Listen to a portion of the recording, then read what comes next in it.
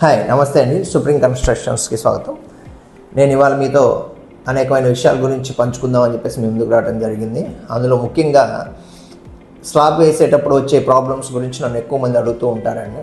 ఆ స్లాబ్ వేసేటప్పుడు అనేకమైన జాగ్రత్తలు తీసుకోవాల్సిన అవసరం ఉంటుందండి. అది ముఖ్యంగా ఐరన్ ఫ్రేమ్ కట్టిన తర్వాత మీకు దాని కింద కవర్ బ్లాక్స్ అని ఉంటాయండి. ఆర్సీసీ కవర్ బ్లాక్స్ అంటాము. ఆ cover block concrete cover boxes అంటాము.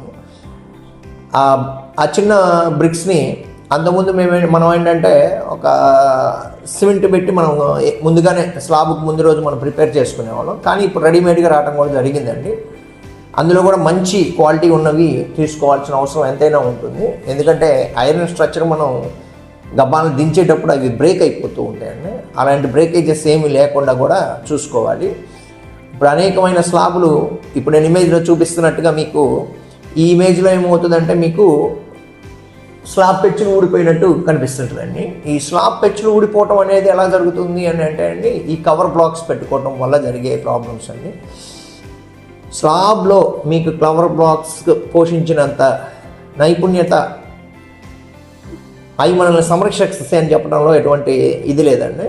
ఆ కవర్ బ్లాక్స్ అనేది చాలా జాగ్రత్తగా పెట్టుకుంటూ రావాలి. ఆ కవర్ బ్లాక్స్ మీకు దగ్గరకే పెట్టుకోవాలండి. అక్కడొకటి అలా పెట్టకూడదు. కవర్ బ్లాక్సెస్ ఎక్కువ పెట్టడం వల్ల మీకేమవుతుందంటే